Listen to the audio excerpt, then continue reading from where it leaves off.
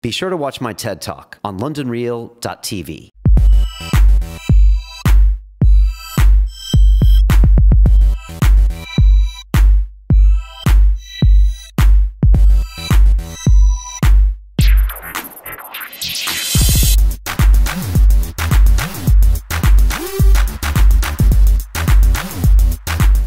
Let's do this.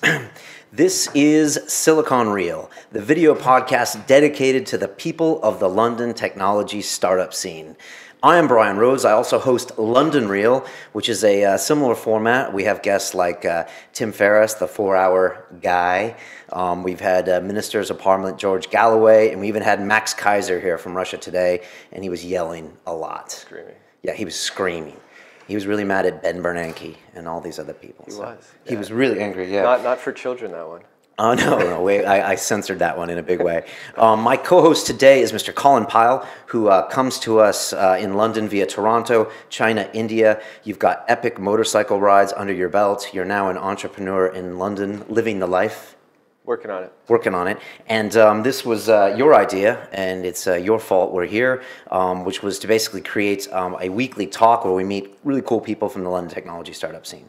And this is episode 7, is that right? Yep. And it's going well so far, right? We've had amazing guests, yeah. Yeah, I'm just loving these conversations more than anything. Fantastic. Hopefully people are enjoying it. Yeah, no, definitely. And the people missing here today are the Beards, who are also a part of Silicon Reel. They are Bryce Keane, Michael Hobson, and Joe Scarborough. And you're going to be seeing their faces rotate through here as well. They run the Silicon Drinkabout every week, which is fun as hell. If you want to meet people that like their jobs, it's a really weird group of people that are excited about their future. So definitely stop by and check that out. And there you go. Our guest today is Mr. Taavet Hinrikus, who is the co-founder of Transferwise, which is a peer-to-peer international money transfer business. And according to their website, we help people save a lot of money. I like it when it's simple like that. You know, it was like Michael Collison. It was, we make web transfers easier. Right.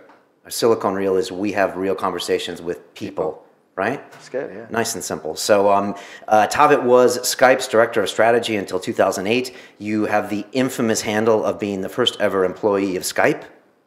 Very true.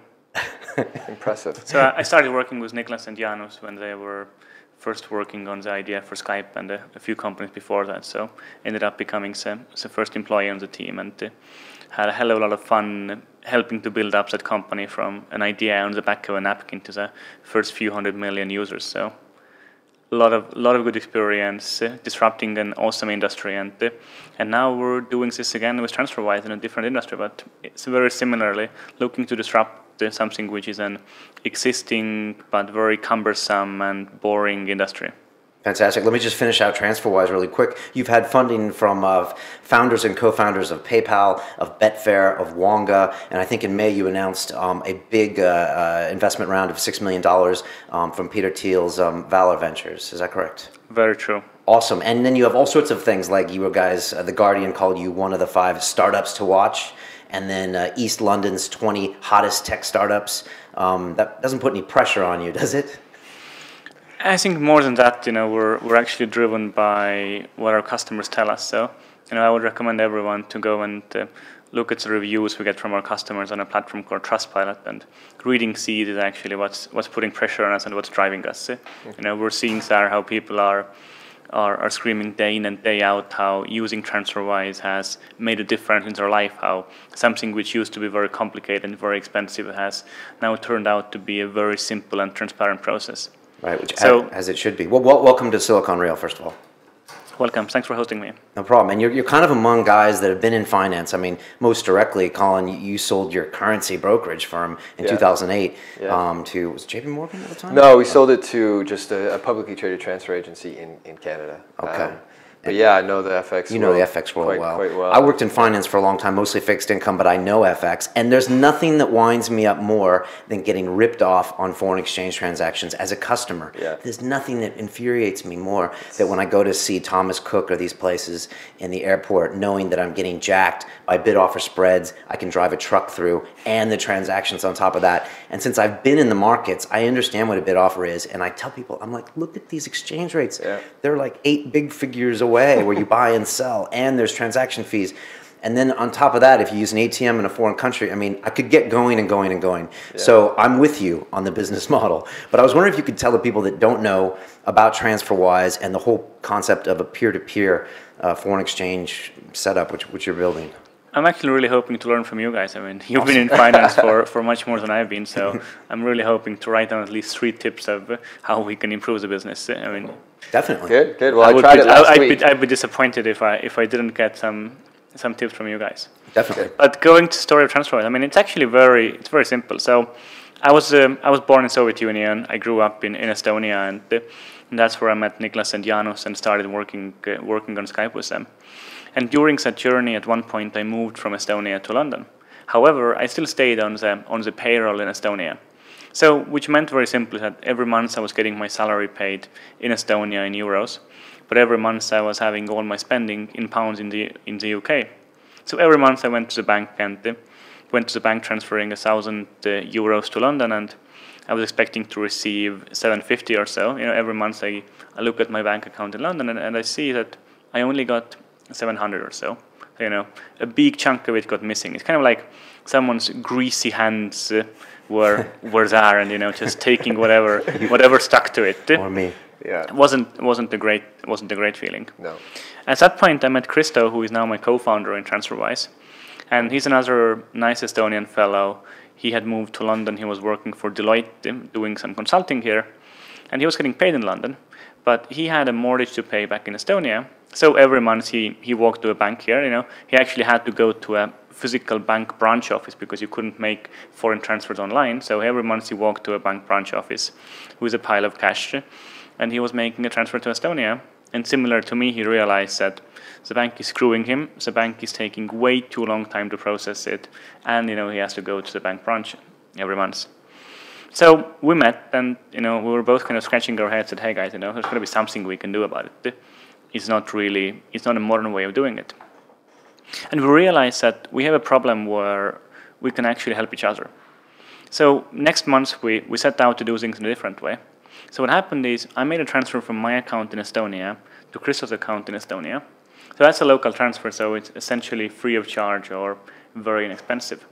And then he made a transfer from his account in London to my account in London.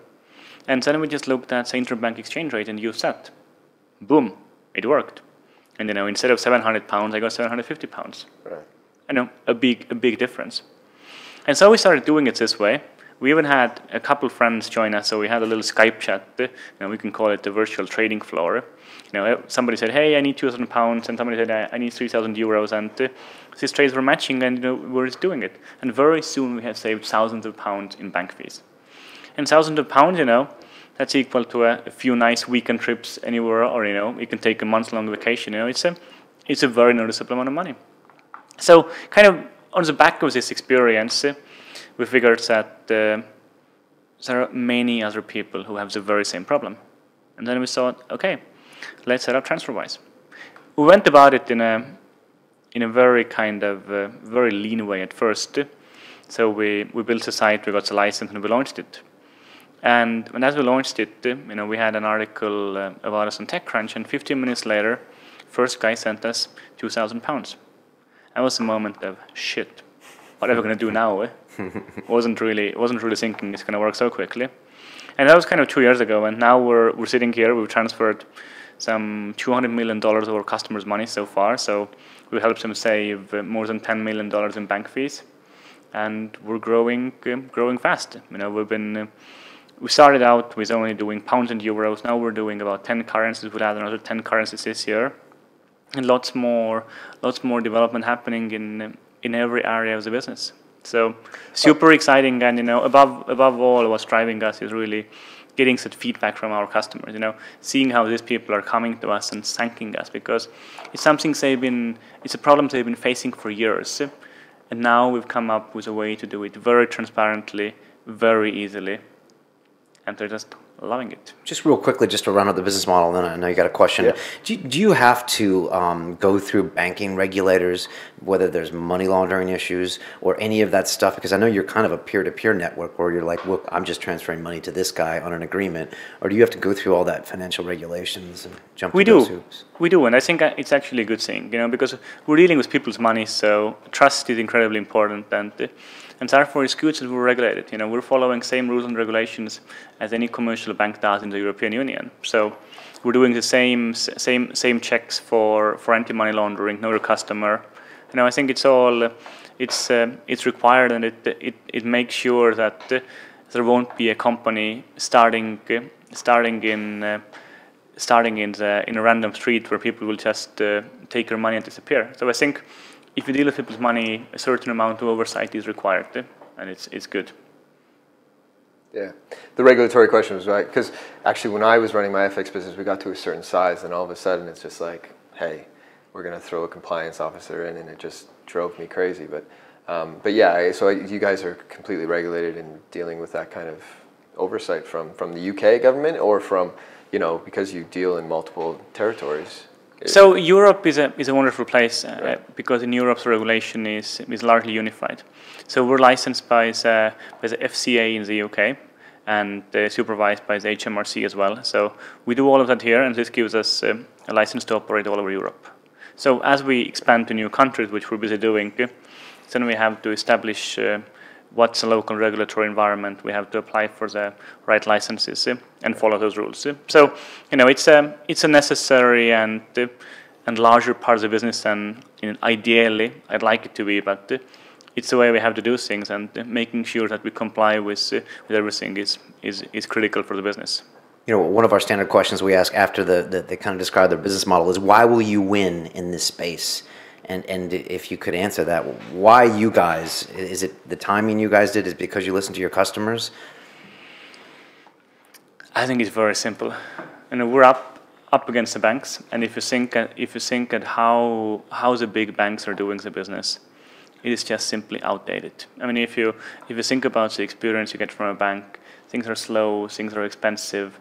It's just not what you're expecting. So let's go a few steps back and let's think about what's happened in the world at large. I mean, over the past 10-20 years, a number of different industries have gone through a complete revolution. Publishing has changed, aviation has changed. Thanks to EasyJet, thanks to Ryanair, we can all fly for much cheaper. There's much bigger choice, much more transparency. Same thing happened in telecommunication 10 years ago with Skype. Now we're all expecting that we can make high-definition video calls for free across the world. So now we're getting to the last dinosaur in town, which is financial services.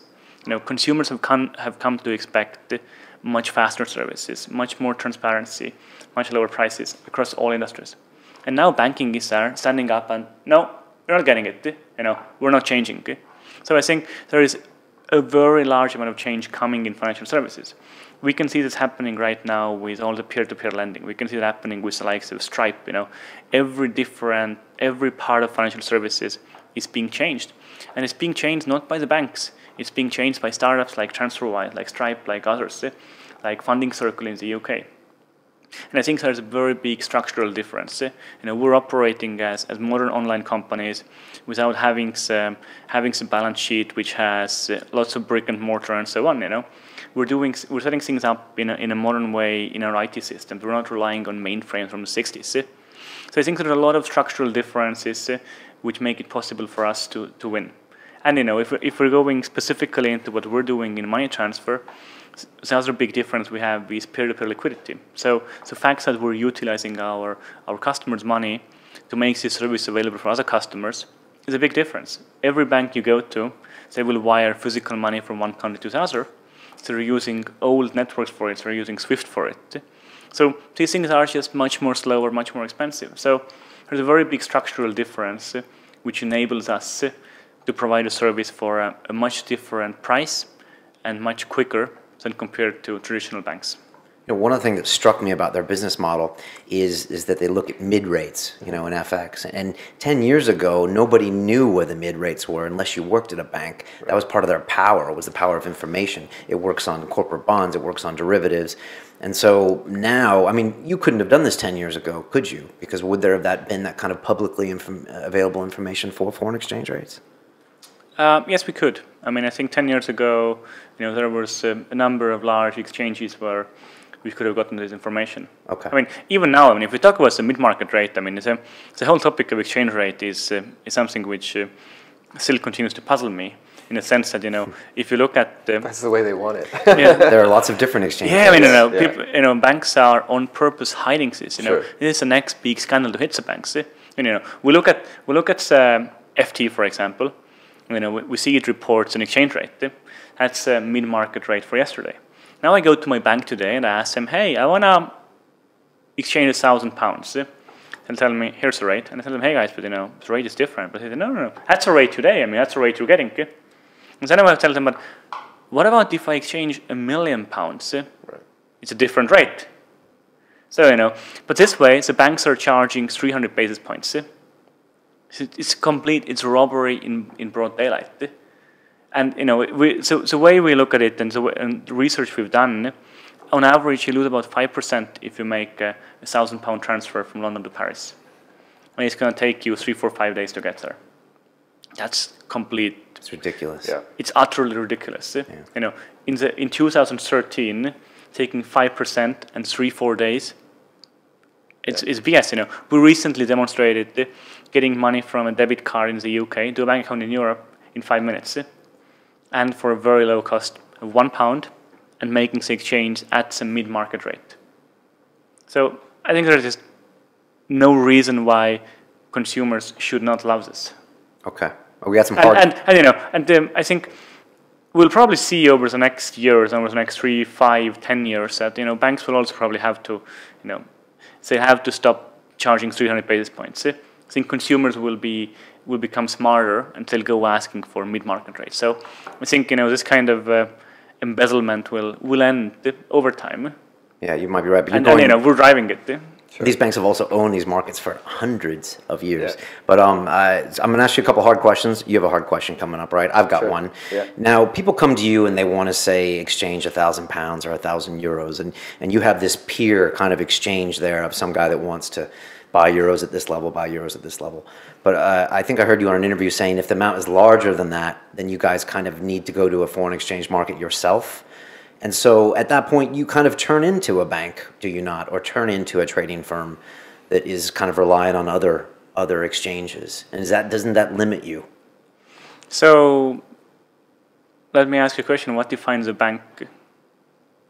Okay, or another market player that has to quote exchange. So you know what I think what matters to us is making sure our customers get to send money from A to B in a very quick way, very easy to use way, for a very low cost. What if there's no peer on the other side that wants to do it for the same price? Then, you know, we face a very hard question. Do we tell our customer, sorry, can't send money today? Or do we decide that whatever it takes will make it possible to send money? So we decided that in case there's no counterparty at the moment, we'll bite the bullet. We're going to go on the market, we'll buy that money, even if we lose money. Because for us, it's more important to make sure our customers are happy. It's more important to make sure the money gets from A to B as our customers want it. So you make markets in foreign exchange? Yeah, I mean, I guess you can call it that way. Okay.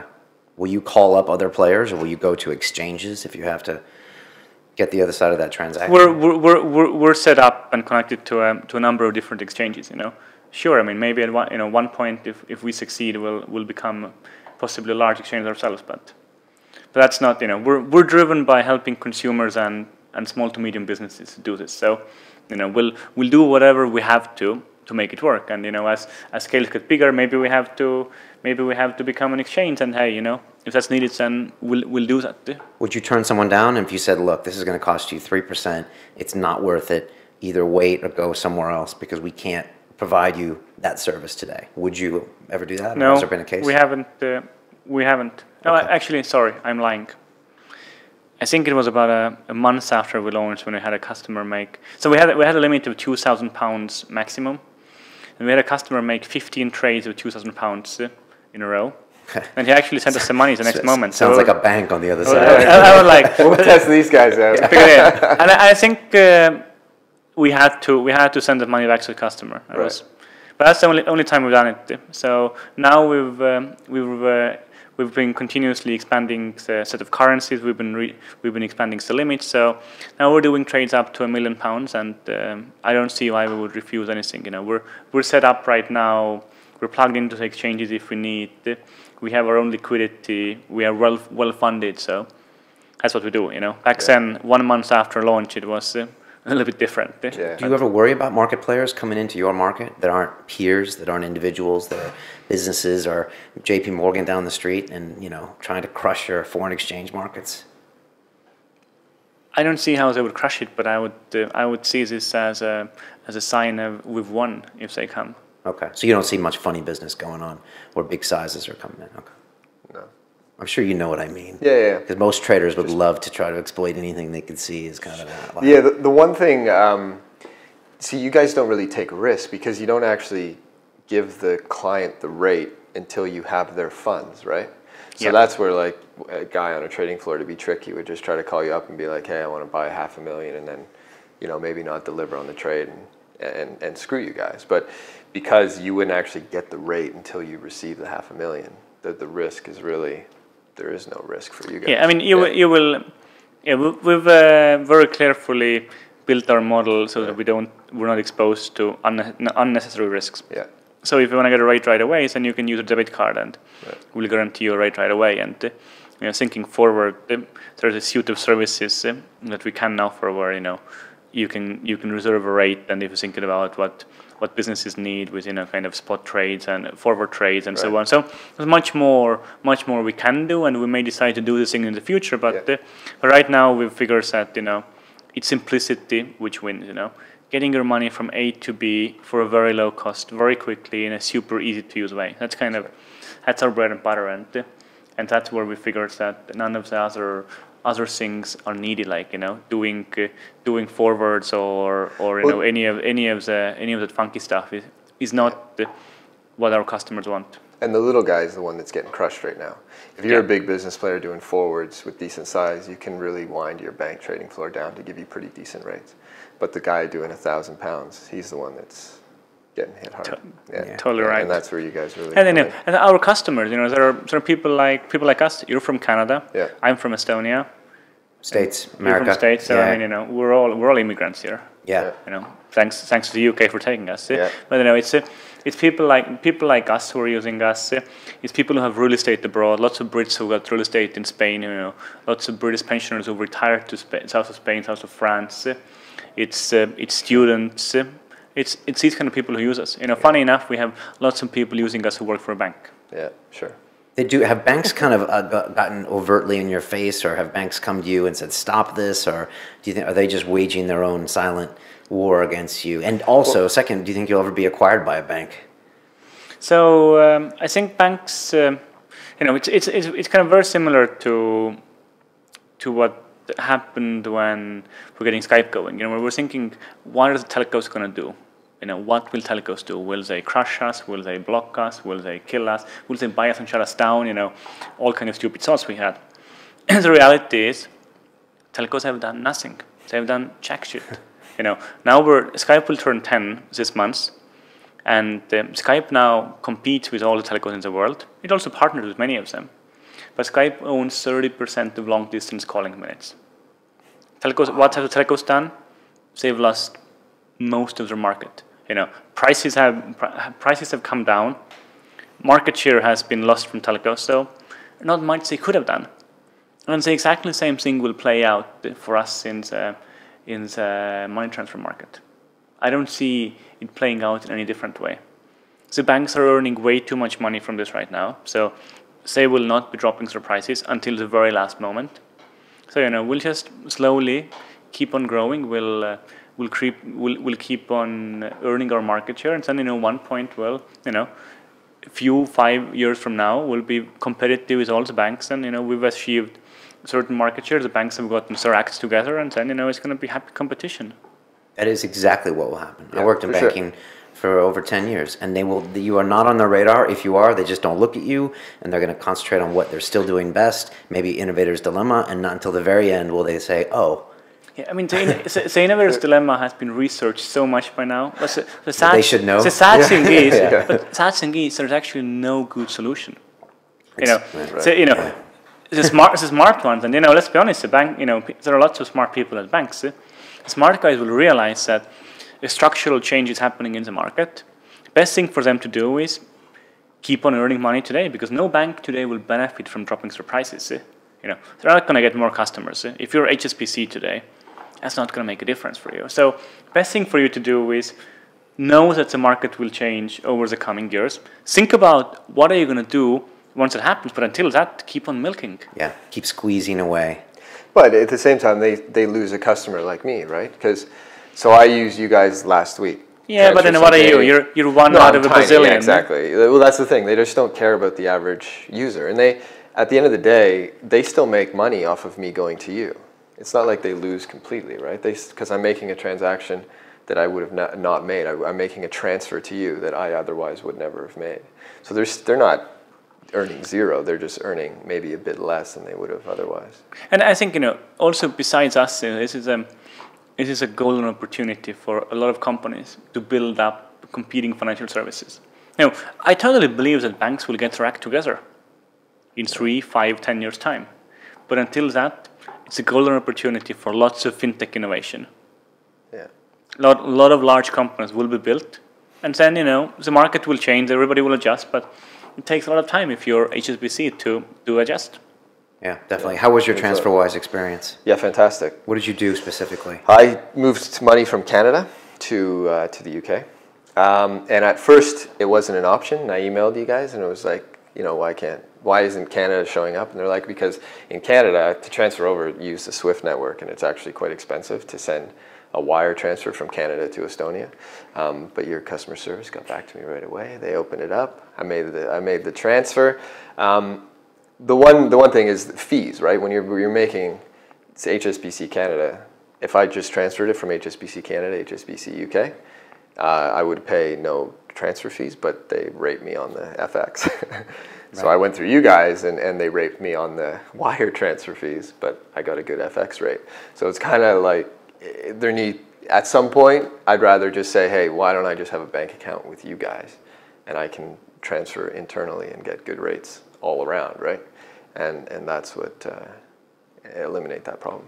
Yeah, I mean, we're not open for customers in Canada, right, in the way we would like it to be. Right. We'd like to be open in Canada so that you can use a local transfer in Canada or pay with a Canadian debit card. Yeah. That's something we're still working on. So until that, we have this workaround that you can transfer money from your account in Canada to our account in Europe, which is an expensive, complicated SWIFT foreign transfer, which will most likely cost you between 20 and 30 Canadian dollars. Yeah.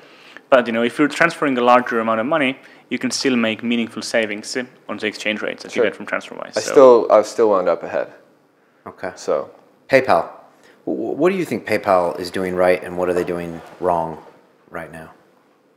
Ooh, it's a tough one. It's tough because some of their people are your investors. I'm asking a loaded question. I just noticed recently I can hold sterling balances and dollar balances on my PayPal. I had a big transfer recently. They made me switch it to a corporate account. Right. They're not the easiest people to deal with. So I think PayPal has... and their FX rates, have you seen? Have you ever done it through PayPal? No. Yeah, huge. Shocking. So PayPal, I think they've forgotten who their customer is. They've forgotten what got them going. PayPal got going by helping people transfer small amounts of money from one to another. And now, if you look at the user experience in PayPal, it's pretty damn horrible. If you look around at the customer support experience, I haven't heard a single positive thing about it, but I've heard about 200 negative comments about this. And they're fighting 10 different battles. So to be honest, I'm kind of confused what the hell they're trying to do. Because as a user, they're not doing anything to make the service better for me. They're giving me different fees. So on. If I look at foreign exchange, PayPal charges between, depending on the country and currency, between 3 to 4% for making a currency exchange. Yeah. They're the new bank in town, is what they are. Totally. They started off as the, like you said, the kind of the internet, different kind of business model. But now they've turned into this horrible customer service, ridiculous rate, new bank, right? That's the way it feels as a user experience. The online bank. Yeah, I mean, which seems like I'm sure they're making a lot of money, but I don't know how sustainable that is. I mean, don't get me wrong, they have a great business, and as every very large business, it's you get a set of very new challenges, and things are complicated. I just what I'm confused about is what the battles are in. And there are also a lot of merchant services, so on. So I just don't know what the battles are in.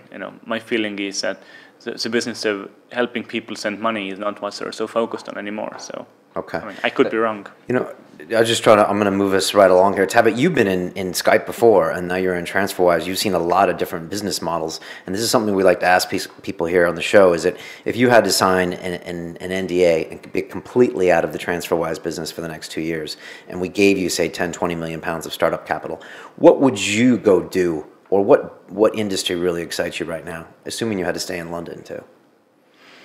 So I really think London is a great place for fintech. Now, I think fintech could be what defines London on the world startup and technology map. We're seeing TransferWise, we're seeing Funding Circle, we're seeing Wonga, even Betfair. There's a lot of success stories already in London for fintech, and many more coming. So I think London as a fintech capital, it's really starting to sound well. So I think fintech in London is an incredibly hot area, and I think the other very exciting ones are education and health, where we're going to see so much change happening. And maybe as an outsider, it'll be good to go into education or into health. I think it's going to be a lot of change happening, which will affect many people's lives. A lot of great companies built. So you talked about fintech as an opportunity. So you're TransferWise, you're tackling the banks on FX rate. What other opportunities in fintech do you think are sort of prime for a real opportunity? Think about anything you do with your bank today. Debit and credit cards, loans, mortgage, money transfer, information services. Anything the bank is offering is already being disrupted by a number of different companies who are not the banks. So these are all humongous opportunities. Pretty much everything the banks do, they're doing wrong. There's an opportunity in building a new online bank, which many people are doing. Sure. But that's inherently going to be a local game. But that huge opportunity. The guys who are building Bank Simple in the US, doing a great job at this. Then there is opportunities building some specialized vertical solutions like TransferWise. We want to make sure that people around the world can send money anywhere they need to.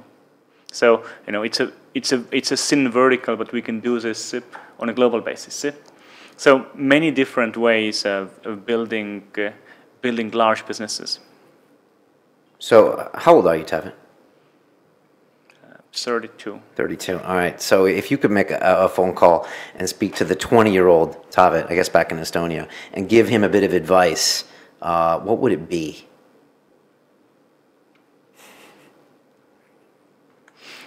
Buy stock in Skype. I was about to say that. It's always easy to say that everything you've done has been as right. And actually, I'm pretty happy with where I am, what I've done. Lots of experience in various ways. So, is there anything you'd want him to study more, or to take more time, or to take more risks? I dropped out from university, which was a pretty good experience, I think. I did go and get an MBA from a business school later, which was also good fun, but I think 1 year was totally enough for that. I think the question is combining various different things. Enough experience working, education, travel. I think having a wide set of experiences is what helps people be successful. Hanging out with different people in your life, making sure you don't get stuck doing one thing too early. And what's the best piece of advice you've ever received? probably have forgotten that one. Fair enough. And if there's a 20-year-old listening right now who wants to, be like you one day, or wants to be part of this whole tech startup scene, whether it be Skype or money or fintech, what should you tell them to do? What one piece of advice, whether they should look to do this or do that? Learn to code. No, but I think really it's about being persistent. If we look at kind of the world of entrepreneurship, the world of startups, I think people are getting fixated on success stories. People get fixated on Skype. People get fixated on Facebook. The reality is that even these businesses have gone through hard times, and these businesses are 1 out of a million. Most successful businesses get built over a period of 5 or 10 years. So it's all about being persistent, having a goal in mind, and getting yourself ready for a marathon. You can't start too slow, because then you're never going to make it, and you can't be too fast, because then you're going to fall down dead after the first 10K. So I think it's about being persistent, having a goal in mind, and then just slowly but surely building your way towards it. Good advice. Really good advice. Yeah. I saw that you got some funding recently, and I'm guessing you guys had the choice, or some choices, when it came to VC funding. And I'm wondering, how do you choose the right VC? VCs invest in people, so you want to make sure you have a match on a personal level. You want to make sure that the guys who invest in you are the people who you're happy being in bed with for the next 10 years. It really comes down to finding people who will complement you, who will help you build a large business. Yeah, obviously we're from the very beginning we were looking at investors as kind of an extension of the team. We're looking at how do we get the smartest guys around the table to help us build this business out. There would have been lots of ways to take down money and maybe take more money and better terms, but we figured that we're really looking at making sure we're building the best team around us. So that's why we got the Index involved, great VC in London. We got IA Ventures, was leading around from New York, great fintech experience. We got lots of people we got Saul and Robin Klein involved in London as well. We have David Yu from Betfair. So we made sure that we have people around us who know how to help us in various ways.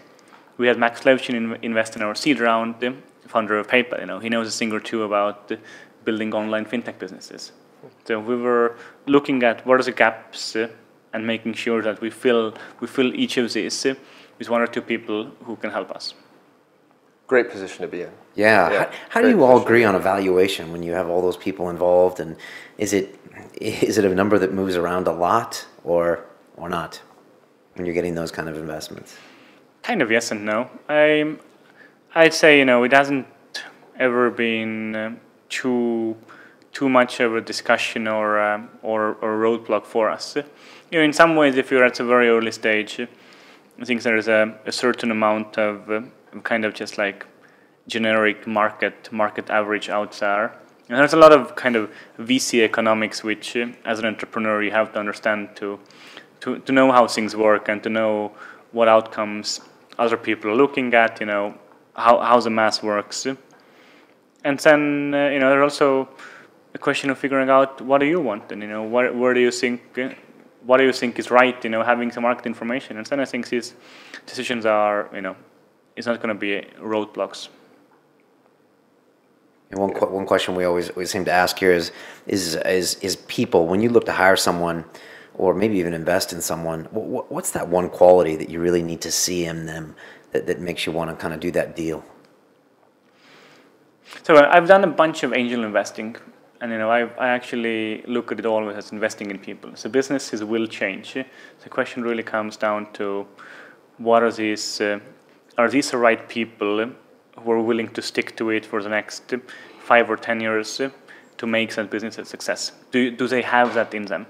When I look at hiring people, it's actually 3 pretty simple questions that I ask, which is, first, are they smart?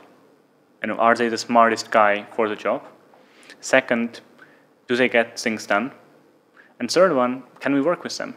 Oftentimes you have super smart people who get things done, but something gets in their way, whether it's their ego or something else, which just means that in this company you're not going to be able to work with them in the role you'd like it to be.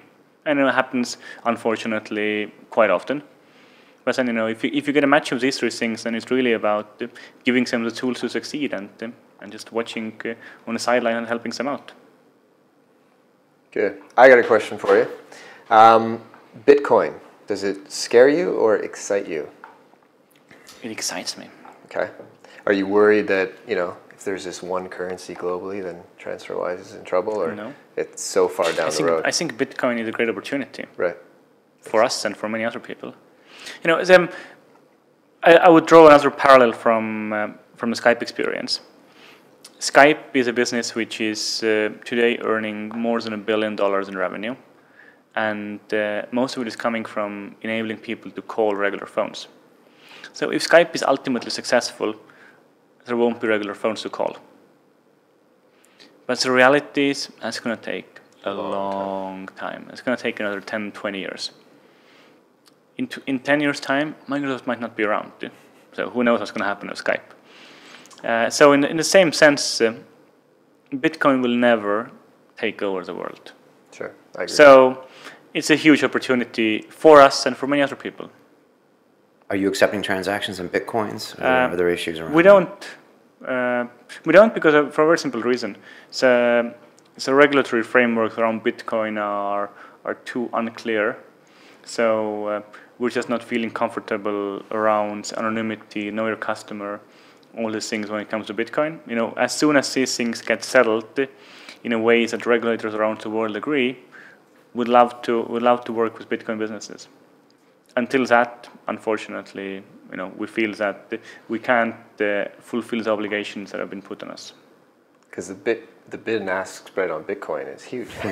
Yeah. I know that's. massive. The Bitcoin exchanges are they're churning out good money right now. Sure, Great little businesses. I went to an exchange and there was no bid. There was just offers.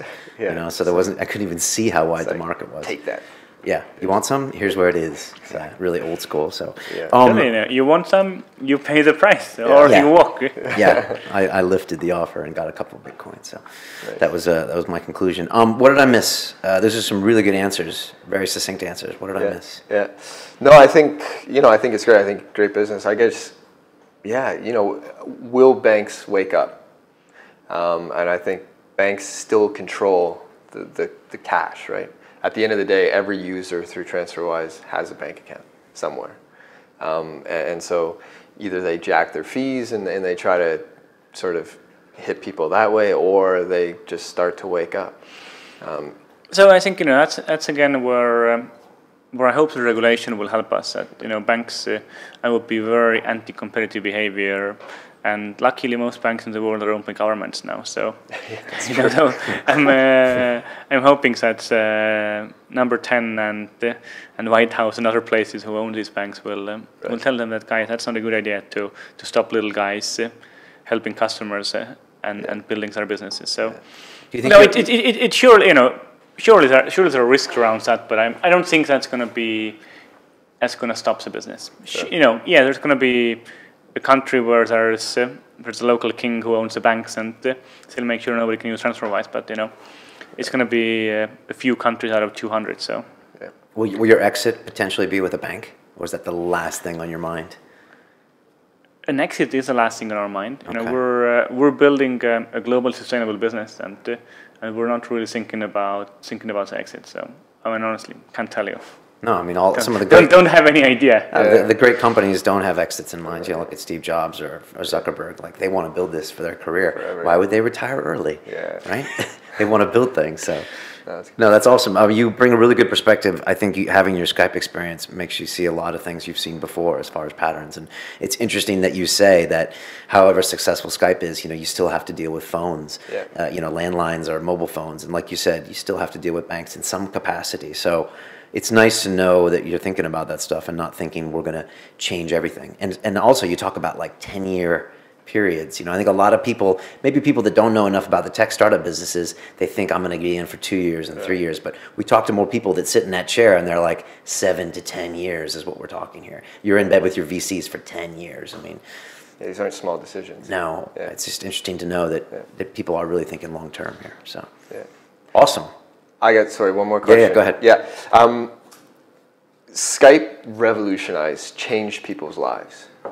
What idea out there now that hasn't fully taken shape do you think has the same scale opportunity in terms of changing the average person's life? Like, I look at Skype, it touched everyone globally, excluding some places, and changed people's lives. My brother lives in China. I lived in Canada for most of my life.